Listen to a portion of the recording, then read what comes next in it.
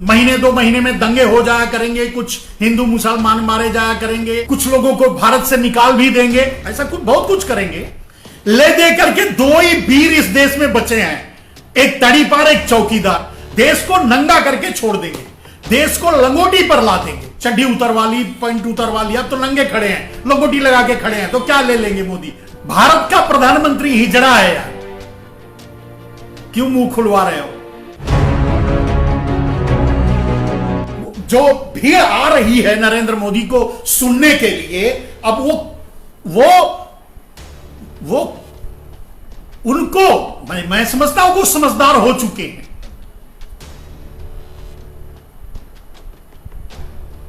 बड़ी उम्मीद नरेंद्र मोदी लगा के बैठे हैं बंगाल के भाइयों को राम राज्य देने की। आप राम राज्य ले लो, अगर कहीं खिसक गया वो राम राज्य, आप बंगाल में नहीं लिए तो कहीं और ले जाके बेचारे दे देंगे, तो आपको लेना है। जैसे अब देखिए, उन्होंने कहा था कि बिहार में सबको क्या कहते हैं, इंजेक्शन फ्री लगवाएंगे। अब लगवाएंगे, नहीं लगवाए कोई बात नहीं है। आप जानते हैं राजनीति में जुमले बोले जाते हैं तो कोई फर्क नहीं पड़ता, लेकिन आपको मोदी पर भरोसा करना चाहिए।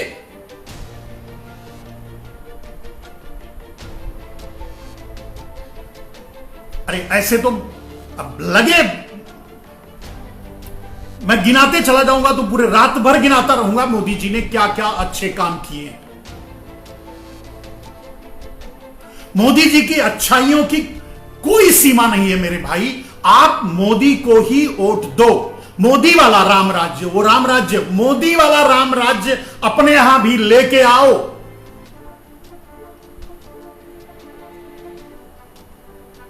मेरे एक भाई कहते हैं, चलिए मैंने अपनी बात समझा दी, आप बंगाली भाई हैं, आप सुभाष चंद्र की लीजेसी से आते हैं, मैं जानता हूं, लेकिन आप कितने समझदार हैं ये आपकी परीक्षा है आगे। आप अपनी समझदारी से वोट दीजिएगा, मोदी जी का राम राज्य जरूर लीजिएगा। मोदी वाला राम राज्य, ये मोडिफाइड राम राज्य, इसको तो जरूर स्वीकार कीजिएगा। कम से कम महीने दो महीने में दंगे हो जाया करेंगे, कुछ हिंदू मुसलमान मारे जाया करेंगे, और मुसलमानों की चूड़ी टाइट किया करते रहेंगे मोदी जी, वगैरह वगैरह बहुत सी बातें हैं। अरे पता नहीं, वो कुछ लोगों को भारत से निकाल भी देंगे, ऐसा कुछ बहुत कुछ करेंगे। तो आपको नरेंद्र मोदी को वोट देना है, मोदी वाला राम राज्य अपने यहां स्वीकार करना है, करना ही पड़ेगा। मेरे एक भाई कह रहे थे अभी, अब मैं आप लोगों की बातें भी थोड़ा सुन लूं, मैं आपका उत्तर दूंगा। तो दोनों गुजरातियों को भगाओ, देश बचाओ। शिवाजी साल्वे कहते हैं, शिवाजी साल्वे भाई कहते हैं कि दोनों गुजरातियों को भगाओ, देश बचाओ।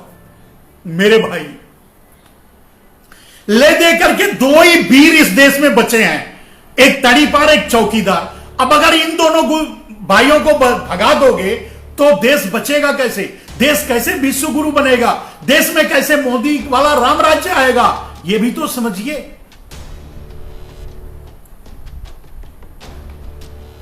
फिर लिखते हैं शिवाजी साल्वे जी, मोदी और अमित शाह ये दोनों गुजराती देश को कंगाल और भिखारी बना दिया है।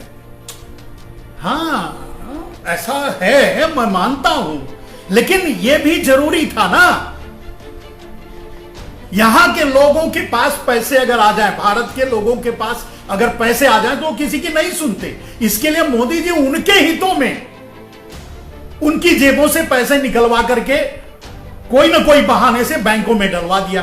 अब बैंकों से अपने मित्रों को दे दिया। मैं मानता हूं गलत है, लेकिन ये आप नहीं कह सकते कि ये मोदी जी ने अपने फायदे के लिए किया। ये तो लोगों के फायदे के लिए किया, नहीं तो राम राज्य ही नहीं आएगा। जब तक लोग भूखे नहीं मरेंगे तब तक राम राज्य नहीं आएगा। जब तक रोज बलात्कार नहीं होगा तब तक राम राज्य नहीं आएगा। जब तक मोदी वाला राम राज्य, वो राम राज्य मत समझ लेना, भगवान राम वाला राम राज्य नहीं कर रहा हूं, मोदी वाला राम राज्य। तो जब तक देश में रोज बलात्कार पे बलात्कार नहीं होंगे तब तक राम राज्य नहीं आएगा। जब तक लोग भूखे नहीं मरेंगे तब तक राम राज्य नहीं आएगा। जब तक लोग कटोरा लेकर भीख नहीं मांगेंगे तब तक राम राज्य नहीं आएगा।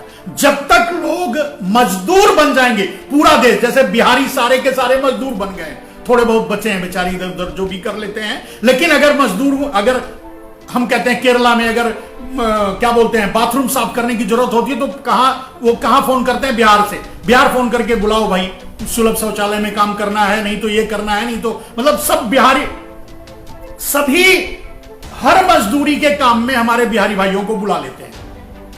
अब बिहारी भाई नहीं आते, अगर राम राज्य वहां नहीं लागू हुआ होता तो, मोदी वाला राम राज्य अगर वहां नहीं होता तो बिहारी कैसे आते मजदूरी करने?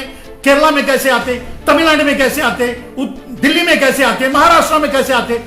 अब मजदूर हैं तभी तो आ रहे हैं। ये नरेंद्र मोदी ने किया है और नरेंद्र मोदी ने यह देश हित में किया है। नीरज राज प्रवर कहते हैं मोदी को, शाह को देश को खत्म करने, वरना ये देश खत्म कर देंगे। नहीं नहीं, ऐसा नहीं है, देश खत्म कर देंगे। देश खत्म कर देंगे तो राज कहां करेंगे? ऐसे कहो कि देश को निचोड़ करके रख देंगे, देश को नंगा करके छोड़ देंगे, देश को लंगोटी पर ला देंगे, ऐसे कह सकते हो तो मैं मानता हूं। तो जब तक ये इस देश के लोग लंगोटी पे नहीं आएंगे, जब तक निचोड़े नहीं जाएंगे, तब तक इनके समझ में नहीं आता। ये समझते कहां है यार?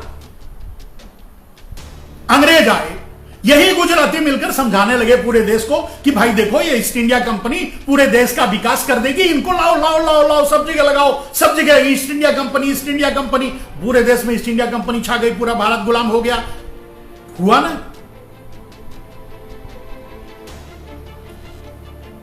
तो जब तक ये नंगे, भूखे, अनपढ़, गंवार, गरीब, फटे नहीं रहेंगे, तब तक ये हमारे राजा नरेंद्र मोदी जी का ध्यान ही नहीं देंगे, इज्जत ही नहीं करेंगे। अब देखिए, बिहार के किसान हैं, बिहार के किसान कुछ नहीं बोल रहे हैं। उत्तर प्रदेश के आधे जो बिस्सा, आध बिस्सा के किसान हैं, वो कुछ नहीं बोल रहे हैं।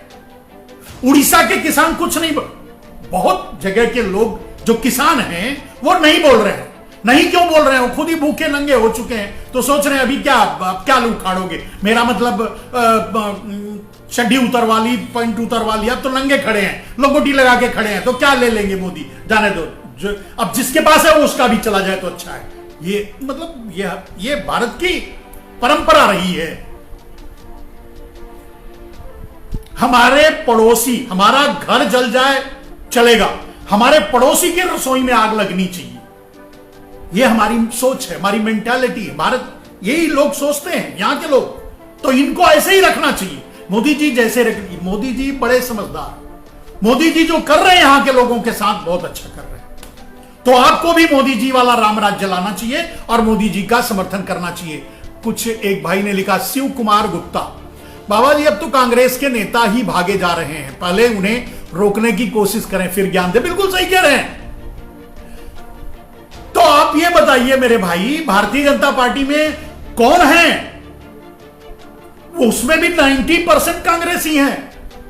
वो कौन से एलियन, क्या कहते हैं, मंगल ग्रह से आए हुए भारतीय जनता पार्टी वाले थोड़ी हैं।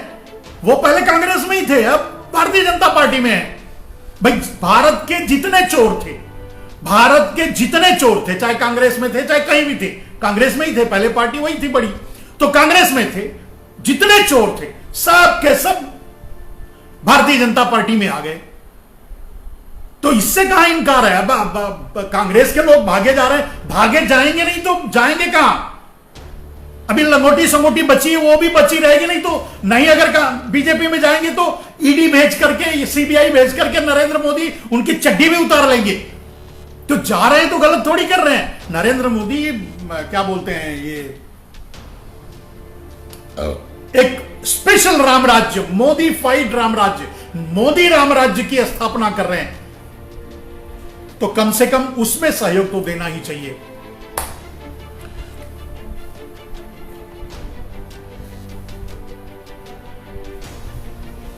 और नीरज प्रभाकर फिर बोलते हैं, देशभक्त और क्रांतिकारी विचारधारा के युवाओं के नेतृत्व में देश जाना चाहिए। बिल्कुल सही कह रहे हैं। लेकिन नरेंद्र मोदी युवाओं या क्रांतिकारी विचारधारा को बचने ही नहीं देंगे, युवाओं को जेल भेज देंगे, भेज रहे हैं। युवा इसीलिए तो जेल भेजने का काम कर रहे हैं। अभी देखो कितने लोग जेल जाके आए। जेल क्यों गए? मोदी जी की का विरोध कर रहे थे, इसीलिए तो जेल गए। अभी छोटी सी बात मोदी जी कह दिए कि भाई देखिए, अब आगे चल करके जैसे पेट्रोल डीजल का दाम में 100 रुपया लीटर आप खरीदते हो, वैसे 500 रुपया किलो आपको आगे आटा मिलेगा, खरीदना पड़ेगा, अभी से तैयारी कर लो। लेकिन वो राम राज्य स्वीकार करो। राम राज्य स्वीकार करना ही पड़ेगा। अब्दुल सलीम जी कहते हैं तो बीजेपी 100 साल रहेगा क्या?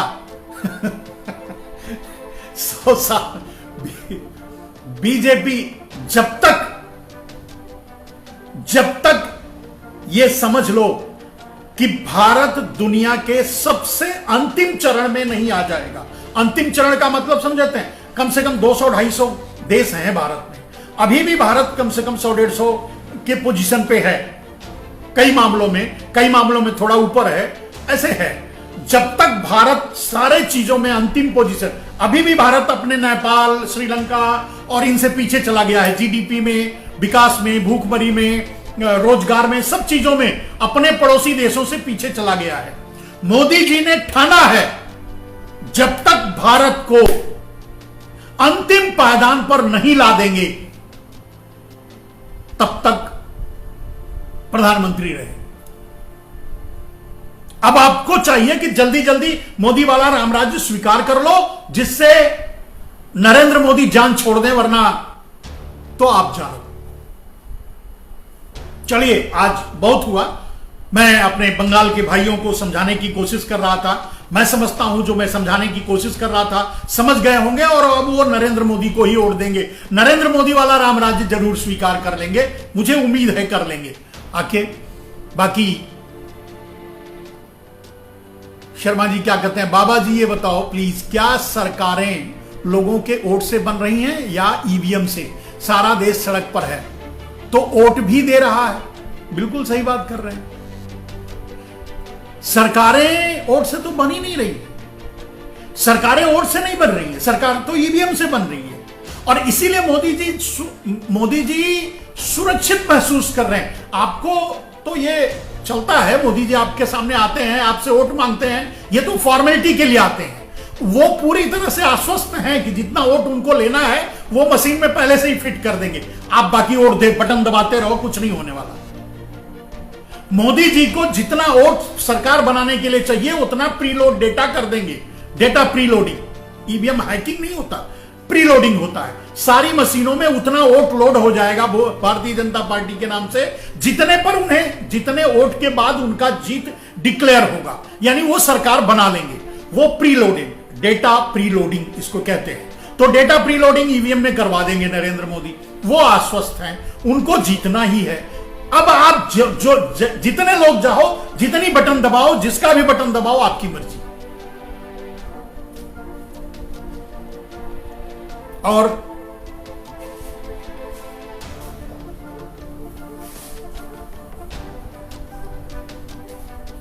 केजरीवाल जी गलती कर दिया, कुछ कह रहे हैं आप? थोड़ा हिंदी में लिखो या अंग्रेजी में लिखो, क्या कहते हैं? नीरज जी फिर लिख रहे हैं, भारत की राजनीति किसके हाथ में है, हमारे नेताओं या विदेशी? नहीं, भारत का प्रधानमंत्री हिजड़ा है यार, क्यों मुंह खुलवा रहे हो? भारत का प्रधानमंत्री वॉलमार्ट का सीईओ है, वो भारत को चला रहा है। अमेज़न का, वॉलमार्ट का, अमेरिका और चीन का वो मालिक हैं असली भारत के। प्रधानमंत्री के, भारत का प्रधानमंत्री क्या है? जाकर के उनके ही चरणों में पड़ा रहता है। अभी ये जाने दीजिए, वो बात नहीं करूंगा, नहीं तो मैंने इतनी प्रशंसा की मोदी जी की, सब बेकार चली जाएगी। अवॉइड ईवीएम, जहाज जी कहते हैं avoid EVM and election with ballot paper. कौन करेगा? अवॉइड करने की बात तो कर रहे हो, लेकिन अवॉइड होगा कैसे? मोदी जी छोड़ेंगे क्या? अब जिसके सहारे वो बेचारे जीतते हैं, आपका भला करते हैं। और सबसे अच्छी बात नरेंद्र मोदी ने संसद में कही कि मांगे ना मांगे, हमारा देना धर्म है। यानी आप प्रधानमंत्री मोदी मांगो, आप चाहते हो कि मोदी नहीं प्रधानमंत्री हो, तो भी मोदी मोदी को प्रधानमंत्री बनाएंगे। मांगो या ना मांगो, आपको मिलेगा, मोदी प्रधानमंत्री मिलेगा।